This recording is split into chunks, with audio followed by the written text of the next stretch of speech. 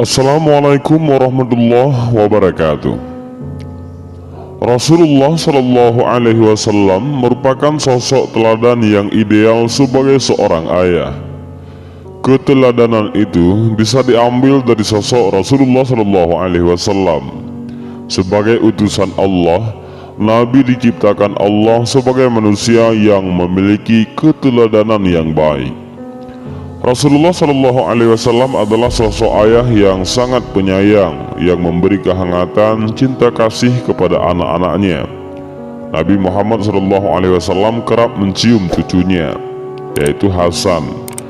Ketika hal itu disaksikan oleh Aqra bin Habis At-Tamimi, dia langsung berkomentar, "Aku memiliki 10 anak, tak satupun yang pernah kucium." Rasulullah lantas mengalihkan pandangannya kepada Aqra, lalu berkata, "Orang yang tidak mengasihi, tidaklah dikasihi." Hadis riwayat Bukhari. Nabi Shallallahu Alaihi Wasallam juga tidak segan untuk menggendong anak dan cucunya. Hal itu seperti dikisahkan Abdullah bin Ja'far. Rasulullah menjemput kami, yakni Ja'far dan Hasan ataupun Husain ketika pulang. Kemudian beliau menggendong salah satu dari kami di punggung, sedang yang lain beliau bopong di dada sampai kami memasuki Madinah. Hadis riwayat Muslim. Mengajak bermain ataupun bercanda dengan anak-anak tidak akan mengurangi wibawa sebagai seorang tua. Bahkan Rasulullah tidak merasa malu saat beliau melakukan hal demikian di depan orang banyak. Seperti diceritakan Ya'la bin Murrah, saat mereka pergi bersama Rasulullah untuk menghadiri undangan makan bersama, Rasulullah melihat Hasan sedang bermain di jalan. Beliau lantas mempercepat jalan mendahului rombongan, lalu merentangkan kedua tangannya. Hasan berlarian ke sana kemari. Rasulullah mencendainya lalu merangkulnya. Nabi meletakkan satu tangannya di dagunya dan yang lain di ubun-ubun, lalu beliau menciumnya. Hadis ini diriwayatkan oleh Bukhari. Salah satu bukti kasih sayang Rasulullah kepada anak-anak terbukti saat beliau tengah berkhutbah. Seperti diriwayatkan oleh Abdullah bin Buraidah, saat itu Hasan dan Husain memasuki masjid. Melihat mereka hampir terjatuh, Rasulullah Shallallahu Alaihi Wasallam langsung turun dari mimbar dan membopong mereka berdua. Hasan dan Husain kemudian didudukkan di hadapannya. Selanjutnya Nabi membacakan firman Allah, "Dan ketahuilah bahwa hartamu dan anak-anakmu itu hanya sebagai cobaan." Al-Quran Surat Al-Anfal ayat 28. Tidak hanya itu, Rasulullah juga menyayangi anak-anak dan memiliki rasa khawatir terhadap mereka. Bahkan saat sedang melaksanakan sholat, Nabi menyingkat sholatnya dan tidak memanjangkannya ketika beliau mendengar anak-anak yang menangis. Beliau bersabda, "Pada saat mulai sholat, aku ingin memanjangkannya. Namun ketika mendengar ada anak menangis, aku memendekkan sholatku. Karena aku ingat kesedihan ibunya jika anaknya menangis." Hadis riwayat Bukhari dan Muslim.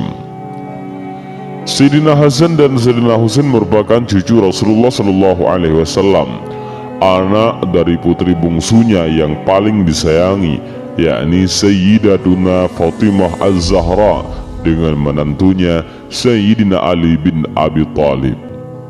Rasulullah Shallallahu Alaihi Wasallam pernah bersabda bahwa Sayyidina Hasan cucunya kelak adalah salah seorang penghuni surga dan wajahnya yang paling mirip dengan wajah beliau. "Engkau menyerupai aku, baik dari bentuk rupamu maupun akhlakmu." Bahkan Sayyidina Ali bin Abi Thalib sendiri pernah berkata, "Hasan menyerupai Rasulullah dari dada sampai ke kepala, sedangkan Husain menyerupai Rasulullah Shallallahu Alaihi Wasallam di bahagian-bahagian lainnya, dari dada sampai ke bawah." Mengetahui hal itu, pada suatu hari Sayyidina Husain kecil menangis dan datang menemui ibunya, Sayyidah Fatimah. Husain kecil lalu berkata, "Ya ibu, mengapa kakek," yaitu Nabi Muhammad SAW, "lebih mencintai kakakku Hasan?" "Mengapa engkau berbicara seperti itu, wahai anakku?" jawab Sayyidah Fatimah. Sayyidina Husain kecil lalu mengutarakan sebab kecemburuannya. "Kakek sering mencium kakak Hasan di bibirnya, sedangkan aku, kakek hanya menciumku di leher." Kemudian Sayyidah Fatimah membawa Sayyidina Husain kecil kepada kakek mereka, Nabi kita Muhammad SAW, dan menceritakan kecemburuan cucunya Husain. Rasulullah SAW menatap tajam dan lama, lalu bersabda, "Wahai anakku Fatimah, Hasan selalu aku kecup di bibirnya, karena dia akan mati diracuni oleh seorang yang terdekatnya, dan seluruh isi perutnya akan keluar lewat mulutnya. Sedangkan engkau, yaitu Husain." Rasulullah SAW sejurus kemudian menatap Husain kecil cucunya lama sekali. Beliau SAW tidak bisa meneruskan ucapannya dan pingsan beberapa saat. Setelah siuman, Rasulullah SAW kembali menatap tajam sambil terus menangis berguncang dadanya. Beliau SAW lantas berkata, "Sedangkan engkau, Husain, sering aku cium di lehermu karena engkau akan syahid dengan leher terputus." Mendengar penuturan ayahandanya, baginda Rasulullah SAW, Sayyidah Fatimah lalu menahan ledakan tangisnya sambil memeluk putranya Sayyidina Husain yang kelak akan syahid seperti yang telah Rasulullah SAW paparkan.